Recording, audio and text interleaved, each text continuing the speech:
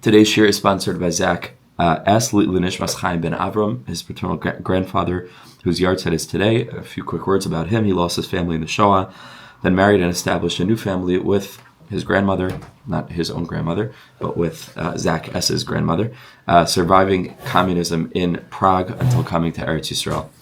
It is also the neshama should have an aliyah on the yahrzeit today. Thank you for the sponsorship.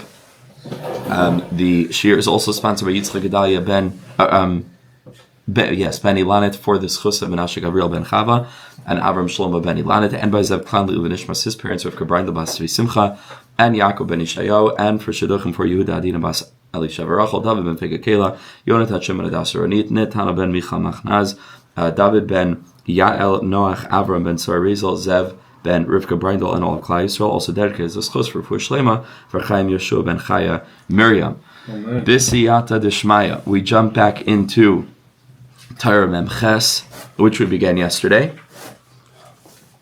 And a quick review, we were speaking again about the Rebbe's favorite topic, right, especially recently, which is the sphere of Bina and its function of moving from unity into multiplicity, and thereby being a bridge, like we spoke about after the shir, Bernard and I, right, of between one layer of consciousness, right, a way of perceiving reality, and another layer of consciousness, which is perceiving our reality, which is we would call the lower seven midas, right? And that's Bina.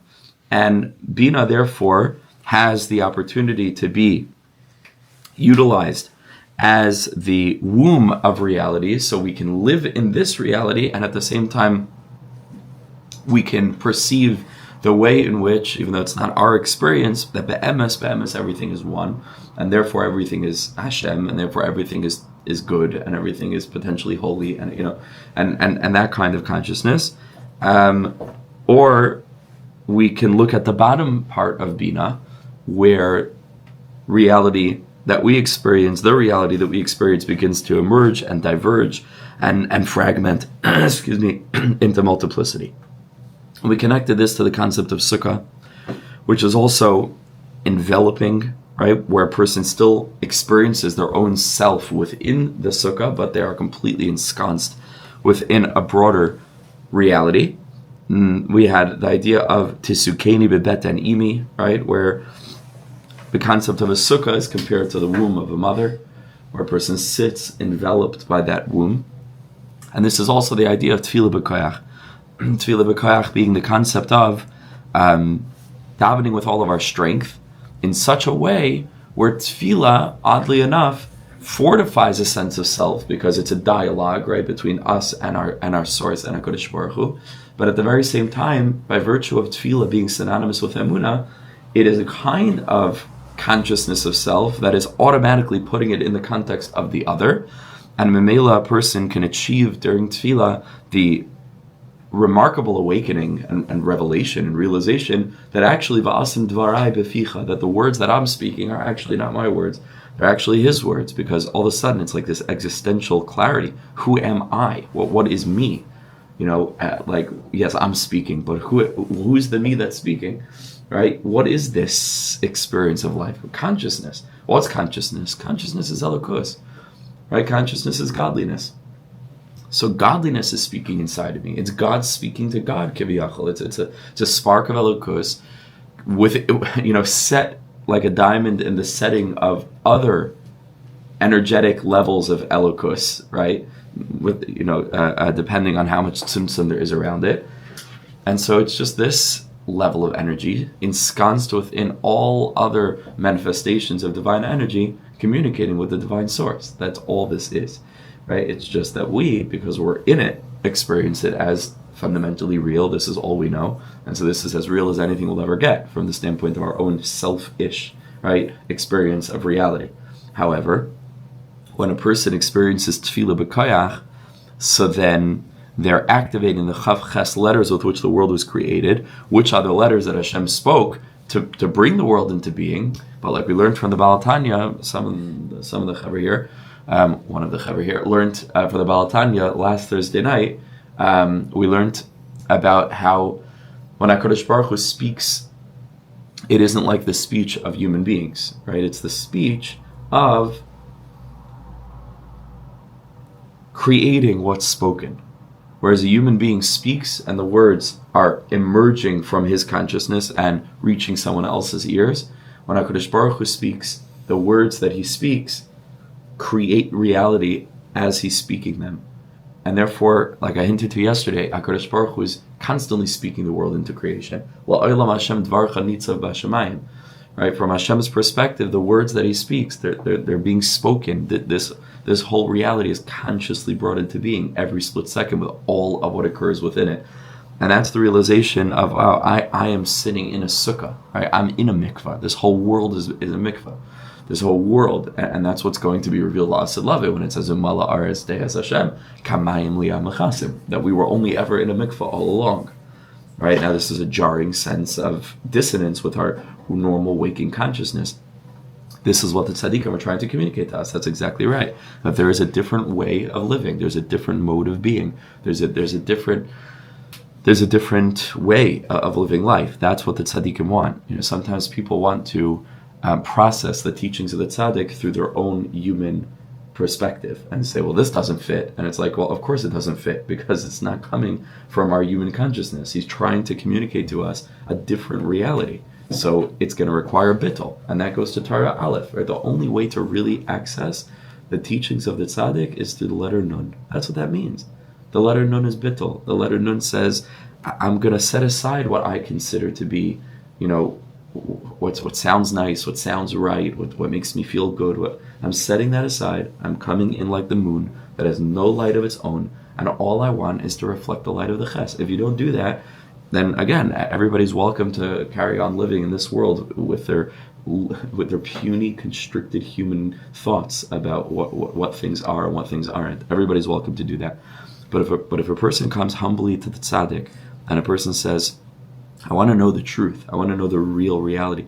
I want to have a taste of the Torah Da'atika Stima that's going to be revealed. La'asad Lavai, when all of reality wakes up to the ultimate truth. That's of course not our lived experience right now, but one day will be. That's what the tzaddik is trying to communicate to us. Very simple, and it requires bittul. That's the hakdama to Likutei Moharan is Torah Aleph, right? And so that's really one of the things that means. I efshar liskais, right, to the R of the ches, ki imayidei bechinas nun, which is the bechina of malchus, which is the moon, the leslik megami klum. It doesn't have any light of its own. It doesn't come with its own opinions. It doesn't have its own perspectives. It's mikabel. Now, in order to get to that level, a person's not required to just jump in with blind faith. They have to trust. But at a certain point, we're learning now 56 pages of Likutei Moharan. Hopefully by now we've seen, maybe the Rebbe knows a little bit more about reality than I know. Maybe just a little bit. Because where did he get these Torahs from, right? So like I said in the very beginning, you have to build trust, with the Rebbe. No, nobody's required to just blind faith. But the hope is once you come into contact with a bona fide spiritual master, you start to say, okay, I'm mevatel myself. It requires bittul. Not going to happen without bittul. Okay, so the Rebbe is trying to communicate to us this consciousness of mikvah.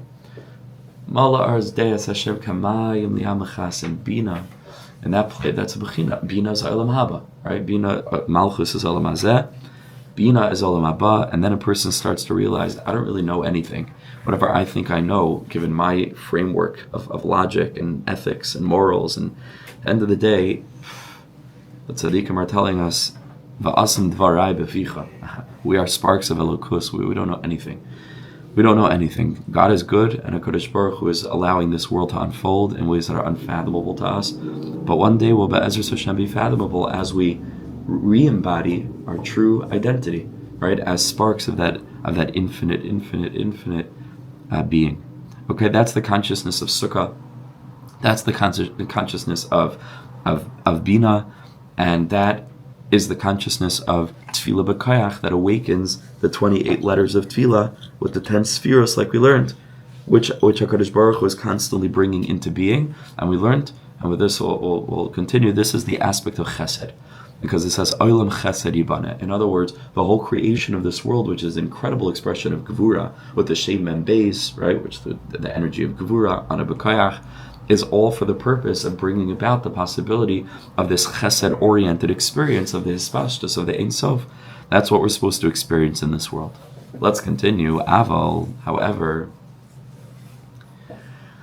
Havala diburim she'enam diburim kedoshim. But words that are not holy words. Listen to this carefully. As I goyrim sheta'oyer Succas Notzrim. This activates what's called, it's a pasuk in Navi, I'm not sure if it's a Yirmiyahu, maybe or Yeshעיהו. There's something called a Succas Notzrim. Succas Notzrim means the sukkah of the watchkeepers. It's like they used to have little huts right out in the field where they used to like a watchtower essentially, and that's what it means. Al pi pshat. Persecutors, Notzrim is used in a pasuk in Yirmiyahu as like it says that there are those who are coming from afar. The Notzrim, right, are coming, and there are also a reference to the plunderers, to those who are wicked or enemies. So the Rebbe could be using it in either of those contexts. Obviously, in the modern age, far later than Yirmiyahu, obviously, Notzrim is Christians, right? Yeshua Notzri, the Nazarene. And so I think it's probably impossible that the Rebbe didn't mean that as well, as we'll speak about in a moment. But the Rebbe over here calls it Succas Notzrim. This awakens the concept of, right, what would be the parallel in the side of Tumah to the Sukkah de Kedusha of Bina, is this concept of Succas Notzrim, which the Rebbe says is Succas Akum. This is the Sukkah of the Ovdei Kochavim Umazalos. This is paganism. Christianity is paganism. It's very hard to know what the early history was, and who this person was, and what he actually said. The Christians don't treat their book like the Muslims and the Jews. It's not. They know that it was written by humans, and they know that it was written way later than this person actually lived.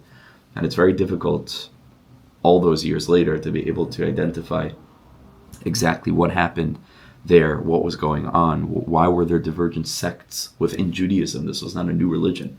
This was very much a family dispute, right? So what was going on there, right? Well, there were different sects at the time of the second Beis Hamikdash. You had the Essenes and the Pharisees, the Prushim, which we are largely a continuation of that chain, and you had the Karaim, right? And they were all fighting with one another. One of them was the Notzrim, right? That was a sect within Judaism at that point, long before it devolved and became what it became, largely through the hands of Paul, without getting into the whole history now.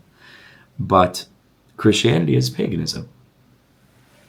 You can metaphysicalize core tenets of Christianity all you like. At the end of the day, they're serving a man.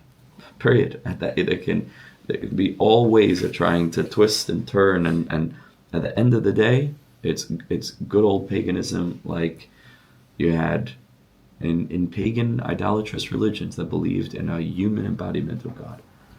Period.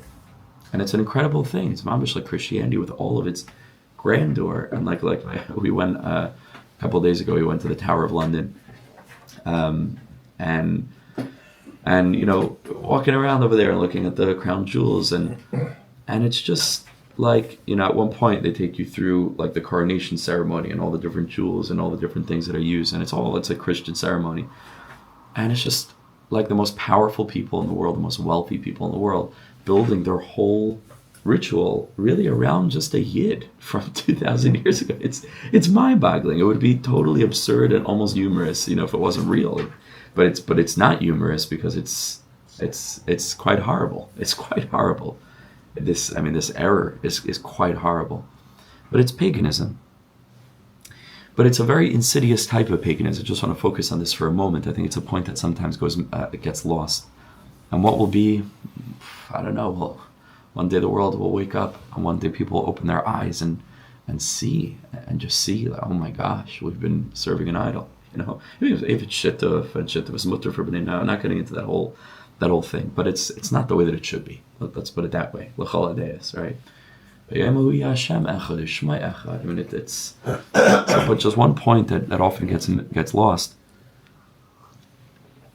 is that in Christian theology, if the embodiment of the Father, right, the transcendent one, is in a human being, in this one human being at one point in history, then right, even the mystics will have to admit that there is a distinction between the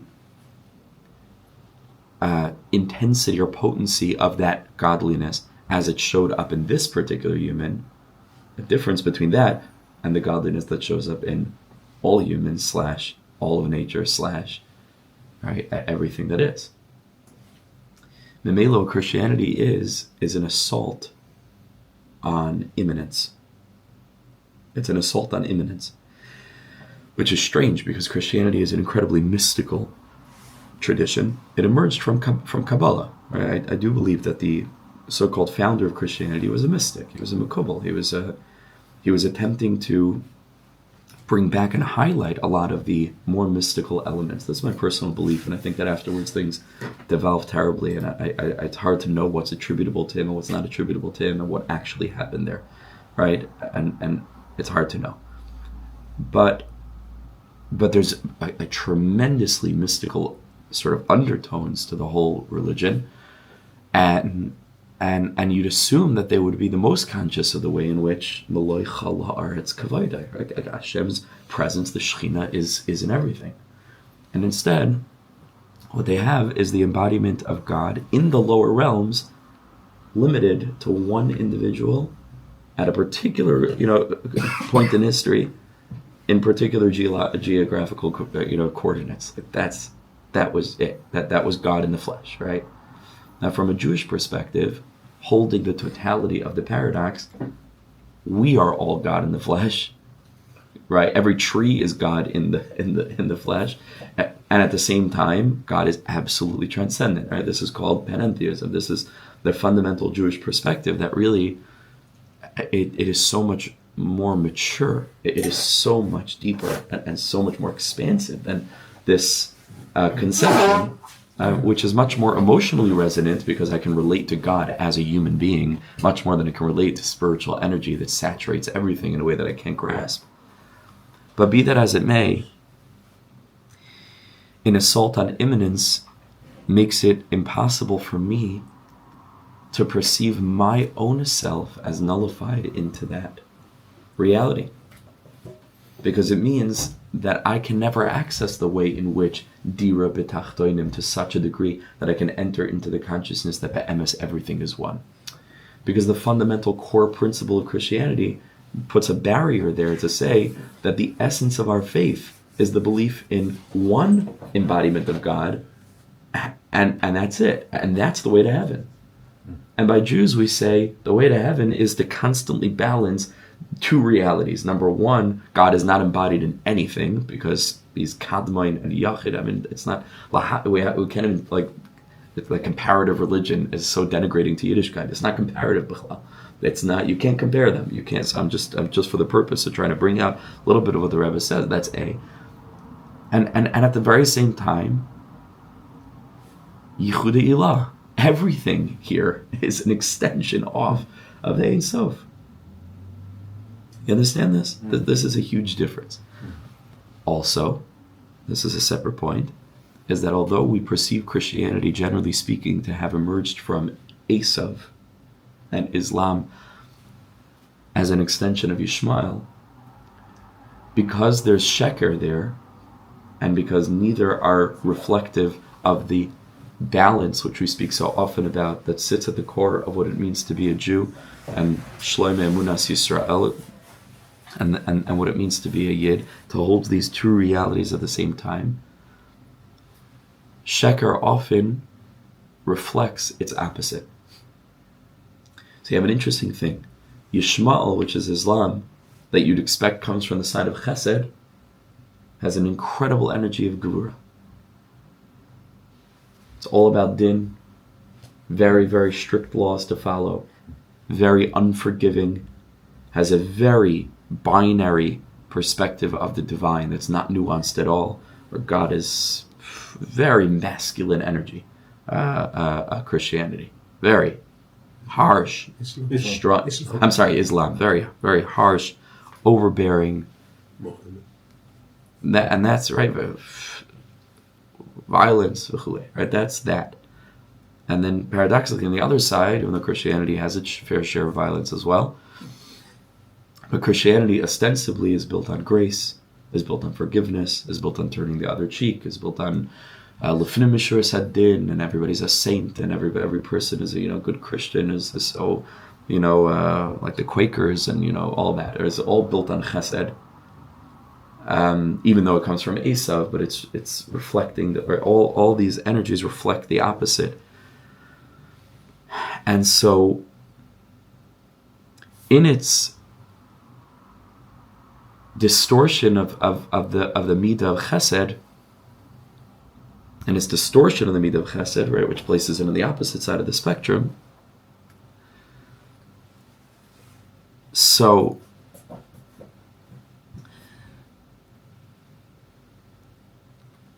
Christianity makes it impossible for us to genuinely experience the ultimate Chesed, which is the revelation and realization that all of reality, again, is emanated out of the Echad Yachid Umiyuchad, and that we are a part of that, and we are nullified within that. And that's the ultimate Chesed. Number one, to recognize that, which is bittul, and within recognizing that, and that's the key point, not to lose your sense of self, which is the bechira necessary to live in a world where pain is real, and where suffering is real, and where each of us are intended to use our own bechira to make volitional choices to try to make the world a little bit better, where the Torah is not abrogated and fulfilled in any individual, which is a ridiculous concept that you don't find any makar for, right, in the actual text, right? They'll bring Paul, right, tries to bring lots of different rayas from corrupted psukim, but that concept, where do you find such a thing? One person could be mekayim the Torah, and that's it, and nobody else has to keep it. They just, it's mamish paganism. It's the chaval, because they're so authentic, they're so sincere. They really want the emes, but it's just about thousands of years now of shkarim. It's very sad, very, very sad. And that's also part of the plan, like the Rambam says, right, that all of it was to spread belief in Torah Shabbat around the world. And he credits both Christianity and Islam for having done, this divine mission, or paradoxically the Rambam does find Christianity rooted in a pasuk, right, in this sense, because the pasukim say that la'asad lavai, it's going to spread to all the Umas Hailam, says the Rambam, that in the Vilchas Malachim, this was part of the plan, so everything's part of the plan, okay? But we have our own bechira. That's what the Rebbe is presenting here, where Yiddishkeit is in the middle, Yaakov Avinu, between Christianity on the one side, that's all about just grace, and it not being about what you do, right, but it being about what you believe and so on. And all the way on the other side, right, which is all about our own sense of self and our own, obligation regarding the law, right, v'chulei. Am Yisrael is in the middle, where we have this far more nuanced perception of reality, where we can hold two truths at the same time. And that's the whole goal of Rabbi Nachman, again and again, is to communicate the synthesis, right, between these two realities. Number one, we exist resolutely, and Hashem wants us to exist as individuals with all of what that means, in a world that is real with all of what that means, and that is 100% true. And at the very same time, it is also 100% true that pe'emes and emes la'amitai ein oid milvado k'pshutai mamish. We don't know where we are. We are within the mind of the divine. All of space, with whatever it is that our minds can grasp as the edges of the created world, we have no idea where that is, right? Like I say so often, we are in Hendon is in London is in England is on planet Earth is in the Milky Way is in the galaxy, whatever comes beyond that is in space, and then where are we? We're sitting in the middle of nowhere. We're sitting in the middle of ayin. We're batal and mavutal, and yet our lives unfold. And we perceive that as real, and it is. And yet, this is all a bit of a mischak. And one day our neshamas will leave our bodies, and we're going to go to a different realm. We're not going to die, the body dies, and we talk about death. Once the neshama leaves the guf, legamrei acheret, it goes to a different realm. Just like the neshama was born into this world, the neshama was born out of this world. That's called dying. That's also a birth. That's it. So we hold these two realities. Mamela, Am Yisrael has a sukkah amiti. The sukkah amiti of Am Yisrael is where we can hold these two truths at once. Number one, I'm a human being. I'm a yesh. And that's real, and that's true, and that's what I experience, and I have to experience it that way. And at the same time, everywhere I look, I realize I'm in a sukkah.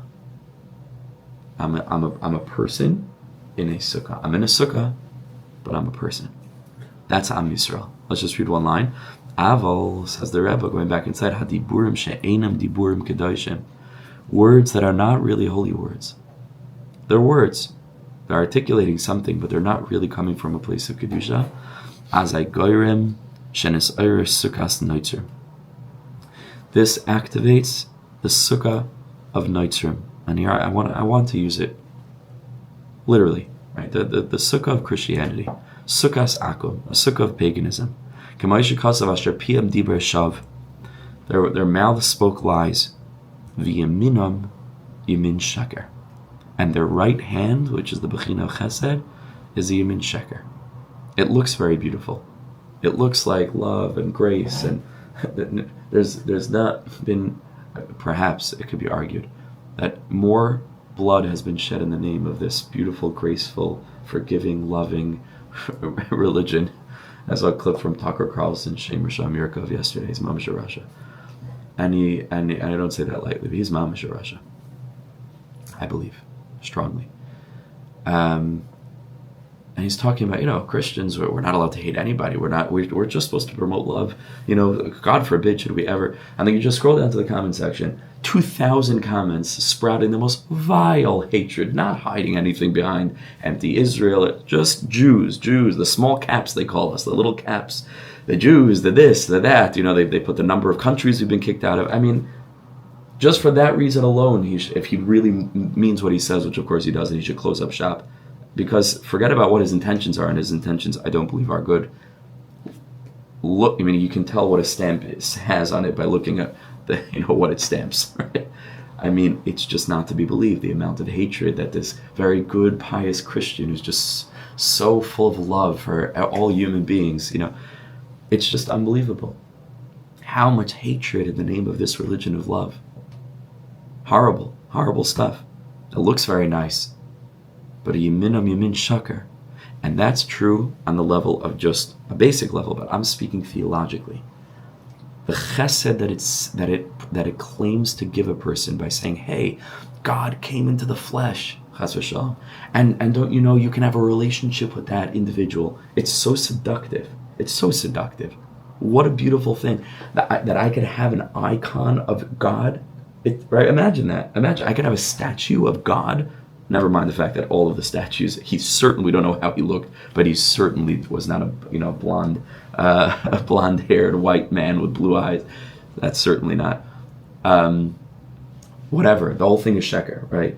But it's so seductive to believe in that, because it claims to give me God in a super imminent way. Chesed, Geval. Hashem is so kind. He gave us His only Son, God in the flesh. And all you need to do is just believe in Him and read the stories of Him. And it's so seductive. But it's a yamin sheker. Why? Because believing in that locks me out of the belief in Yehuda Tata. Which means that godliness wasn't embodied in one person, not because godliness is not embodied in the physical world, but because what you claim about one person at one time is true be'emes about all people at all times, and not just all people, but all things. You just said Christianity is paganism. Yeah, because that requires us to toggle out of our normal human experience and into the consciousness of Yehuda Ilah, which then avails us the realization that this whole world is saturated with Elokus. And that's chesed amiti, because then I am not only given the opportunity to embrace a statue of this man from Nazareth 2,000 years ago, but beyond what I'm able to envelop and embrace, I can wake up to the reality that every split moment I am being embraced by everything.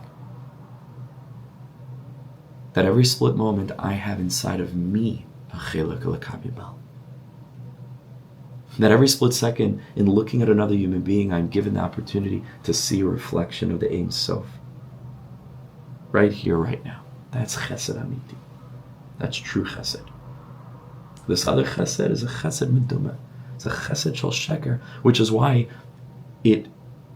what it reveals in the world it presents as sheker, saying one thing, doing something else. Because the whole thing is built, al pi pnimius, if you think of it, on a curtailing of the chesed amiti. Memela, there's sheker built into the theological foundations. V'yamina mimin sheker shuhu chibuk t'sitra acher. It's a hug from the other side. Yeah. Question? It's disabling. Yeah.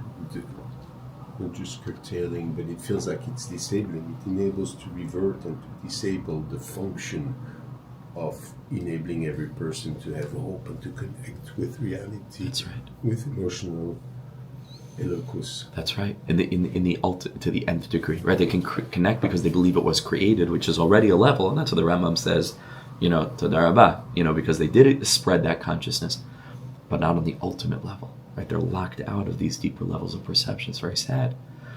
It is also, you just said the word crippling, it's also crippling because it can, first of all, the doctrine of original sin is already crippling, right? The belief that all of us are corrupted fundamentally as a result of the Chet Adam and Chava. I mean, Judaism also has a similar concept, like all of us have to be misak in that, but not that we're born fundamentally evil and that's our natural state. You understand these things are related because of the only person in whom God and godliness manifested is this particular person, then nobody else has elokus in them. Hopeless. Right? There's an element of hopelessness. The only way that you can have hope is by believing in this. Right? These two things are two sides of one coin. Because the emes is that everybody has hope, and everybody's hope is hope that they themselves will make. It's hope that but again, not in a koich ha'otzim yadi, because God chose you. Right? Forget about it. God is in you. Because HaKadosh Baruch Hu wants to be embodied in all of us, and He gave us actions, and He gave us Yidin, Torah, and mitzvahs, and He gave the Umas Ta'olam, Shem, mitzvahs, B'nai Noach, and they could all opt in on any of the mitzvahs they want to keep, like the Rambam tells us, right? Hashem gave the world Torah, and He expects us to live in this world with Bechira, and with our own choices, and that's incredibly empowering. But the crippling nature of saying, it's a huge, obviously it's a klipa naira. It's a cluster of different klipas, because at everywhere you turn, each thing encourages and empowers the other facet of this experience of being powerless, and then having to believe in this pagan notion, which distorts our concept of God, and is holding people back from being able to manifest their true dignity, because everyone is created in the image of God. Every one of us has inside of us a spark of elokus. So this is the Succas Notzrim. The Yamina Mimin Sheker, Shu Chibuk T'Sitra Acher. V'Zeh this is Pshat in the Pasuk, Titz B'nei Sukkah Miriv L'Shaynais. Hide them in the Sukkah, Miriv L'Shaynais, from those who have quarreling words. Because when these doctrines of the akum, right, which are so deeply embedded into the culture that we live in, especially here, this is a Christian culture. At the core of it are Christian values. Right? America's the same.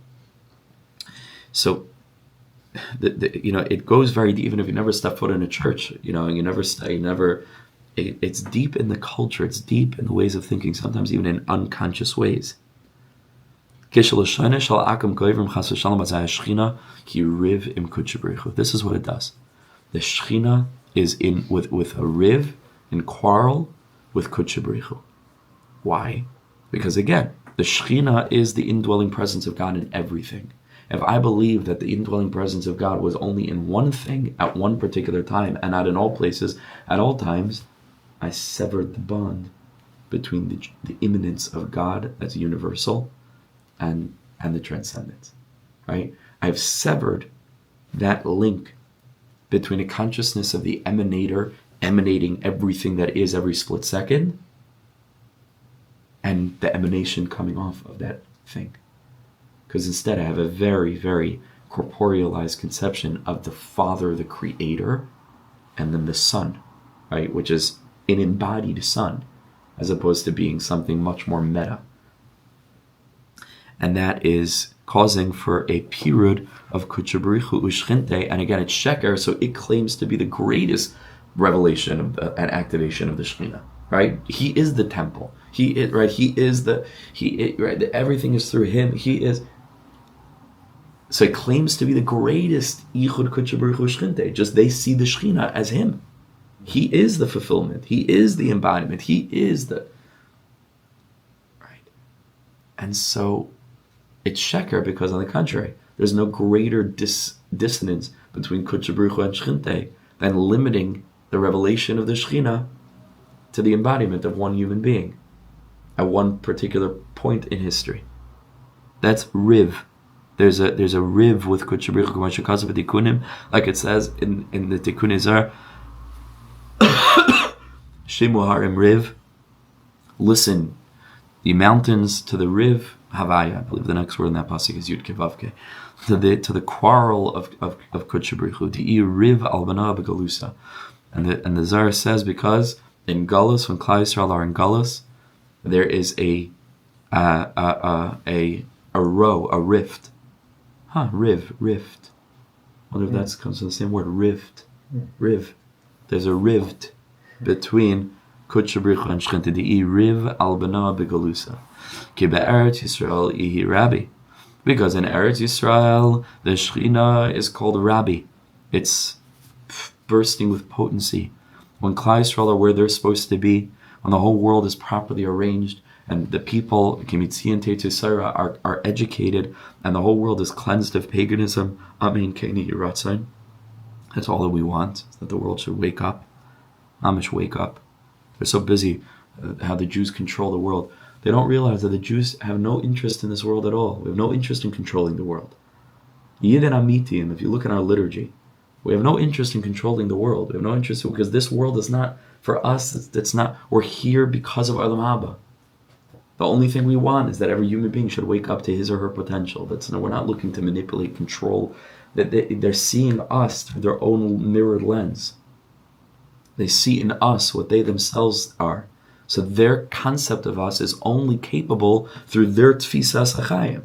And Mamela, so their idea of what a Jew must be is because this is what Christianity is, this is what Islam is, must be that this is how the Jews think. They b'chlal don't understand how Jews think. Most Jews don't understand how Jews think. That's a separate problem, right? But a person who's plugged into Tanakh, a person who's plugged into Chazal, a person who's plugged into this Messiah, we have no interest in controlling anything. All we daven for is l'sakin oila b'malchus shakai. All we daven for is b'yaymahu Hashem echad u'shmai echad. All we want is umal arz deas Hashem kamayim li'amachasin, and that there should be world peace because all human beings humbly link arms and look up and recognize the true reality. That's the only thing we want. Not interested in controlling this world. So when Klal Yisrael are where they're supposed to be, then it's Rabbi. Rav, the whole world is full of abundance. The channels are aligned. Everything is activated. However, Shenis Hapach, Asran Riv, Vanasa Rabbi, right? Because the letters Riv are flipped around and they become Rebbe. But when it's not Rabbi, then it's Riv, same letters. It's either Pirud between Kudsha Brich Hu and Shechinte, or it's Yichud. Ve'ikar Eretz Yisrael al Yidei Koyach Masav. And again, the primary aspect of Eretz Yisrael we already learned is through the aspect of Koyach Masav. Kamashikasav Koyach Masav Higid Le Amoy. HaKadosh Baruch Hu revealed to us His incredible Masim, Lasis Leheb Nachlas Goyim, to give us our portion on earth, which is Eretz Yisrael.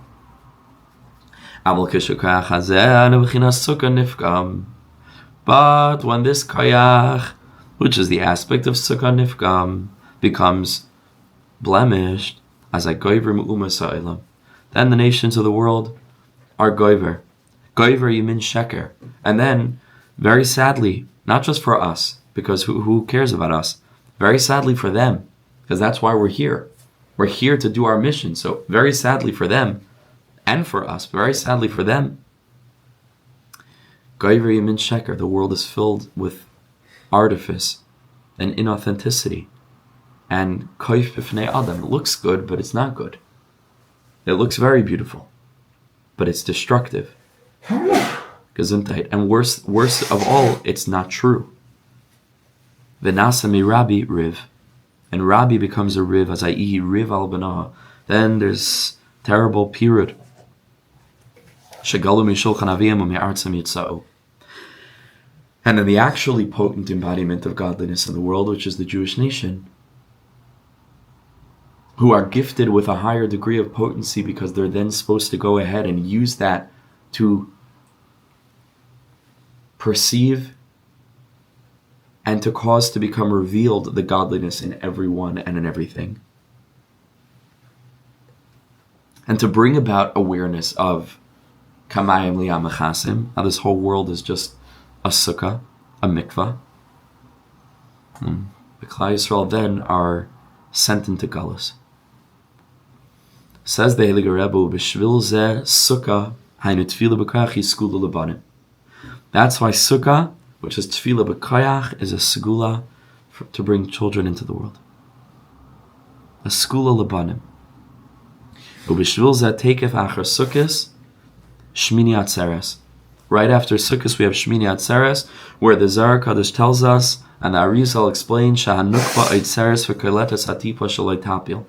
All the way from Rosh Hashanah, all the way through Atzeres B'tshuva, Yom Kippur, the 4 days between Yom Kippur and Succas, the whole Succas, Hoshana Rabbah, till he comes Shemini Atzeres, is all one process of Adam and Chava being split apart. That's Hayom Haras Olam, and then brought together in Yichud, so that there can be an exchange between them, Mayin Nukvin, Mayin Dechurin, and then the feminine aspect, which is this whole world, should have the privilege of being nisaber, should be impregnated by the Ein Sof.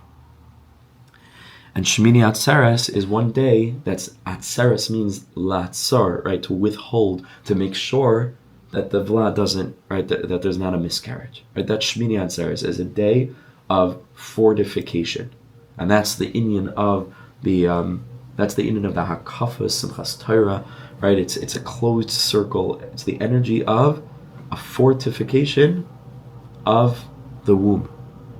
Shemini is Atzeres. Sha'anukva Atzeres v'koletas hatipa shalei tapil. There's the tipa came into the nekeva, and now it should hold it there. Shaloi tapil. It shouldn't lose it. Which, if you're keeping track, right, the nekeva is malchus, which is all of reality. The tipa is the realization that godliness, it's I mean, again, the Rebbe must have been aware of this, right? What's the whole foundation for this idea that this particular Jew, right, is the embodiment of God, is because his mother, right, was impregnated without a male. How convenient. Oh my gosh, I don't know how I got pregnant. I wasn't an adulteress or anything. I guess God impregnated me. Yeah, let's go with that, right? And then, oh my gosh, wow, look at that. Let's corrupt a verse that says that the Alma, which means a young girl, will become pregnant. Let's say that means virgin. Oh, wow, what a miracle. Okay, must be that the Infinite One impregnated one particular woman, and out came this particular God embodiment. I mean, it's a gelechta. The whole thing's a crazy joke. It's sad. It's a joke. Out comes this particular person. Says Rabbeinu HaKadosh, God did impregnate. You know what he impregnated? Again, metaphysically, right? This whole experience of reality is impregnated with spiritual energy. All of it. That's what Hayom Haras Olam means. Chava is an outgrowth of Adam. All of Chava, again, not one particular human being at one particular point in history. All humans, all trees, all animals, all trees and plants, all rocks, everything. That's Chava, all of it. Came from within Adam, is split off from Adam.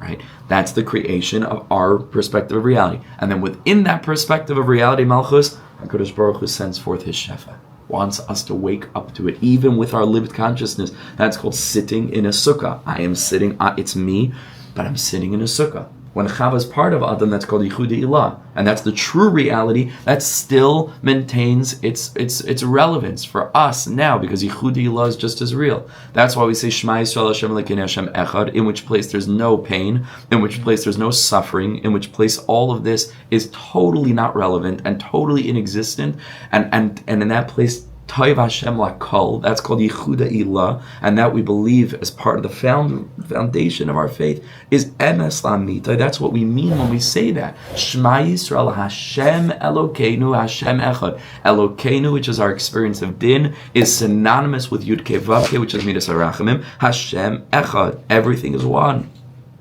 That's Yichuda Ilah. That's when Chava is in Adam.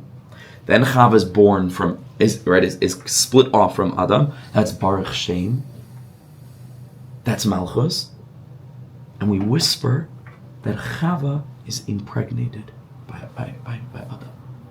We whisper that be'emes, even our experience of reality, a person can tap in and perceive those sparks of God's presence.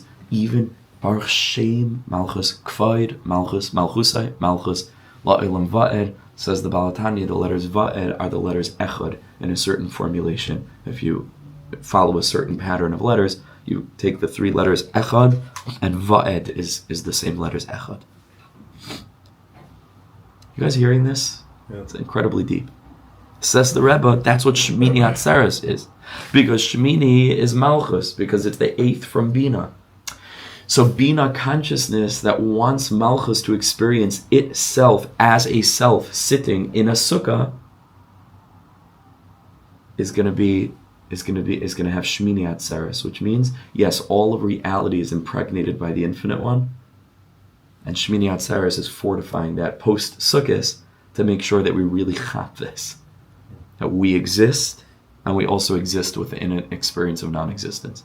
I am sitting in a sukkah. That's the aspect of Shemini Atzeres. Tisukeni bebeten imi. That's, now we could understand Tisukeni bebeten imi. The concept of a sukkah means I'm sitting, but I'm sitting like a fetus growing in the mother. It has its own identity, especially in the later months. You can point to it and say, this is going to be an individual one day. It is an individual. If it would be born now, it would be viable, right? But it's within the womb of the mother. Tisukeni bebeten imi. That's what a sukkah is. I am still in the womb. I am what God impregnated reality with. It's deeper than words. It's deeper. It's mamish deeper than words. Tisukeni bebeten imi. Tisukeni, cover me. But again, it's me. I exist within the mother. And that's why Sukkos is a skula for pregnancy, because the sukkah is all about this element. It's all about this, to make sure that the Vlad is loitipol. Just remembering now that before our Ami was born at 6 months, my wife was first rushed to the hospital. The whole thing started on Sukkos, first day Sukkos. Just remembering now, we were sitting mamish down to our Sukkos meal. We had guests. All of a sudden, my wife had to be rushed to the hospital. And who knows if it wasn't in the Succas of Sukkah that she didn't give birth right then. I'm just thinking about this now. That's the school of Sukkah, is to hold that in, right? Is to realize we exist within the womb. God did impregnate, but He impregnated all of reality, not a particular woman, and it wasn't even called Palestine then, whatever was before it, and the Roman Judea. And Judea, right? Way before. This is something else.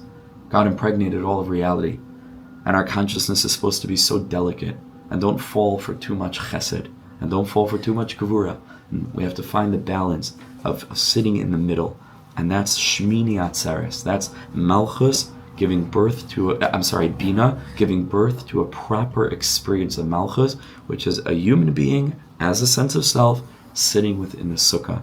Hashem should help to fill our lives with the energy of the sukkah, and to battle against the Succas Notzrim and all of its different manifestations.